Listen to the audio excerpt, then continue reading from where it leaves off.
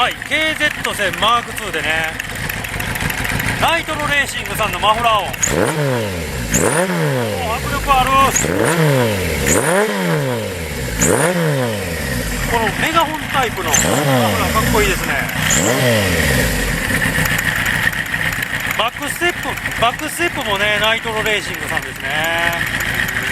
ブレンボが入ってかっこいい足回りですよね。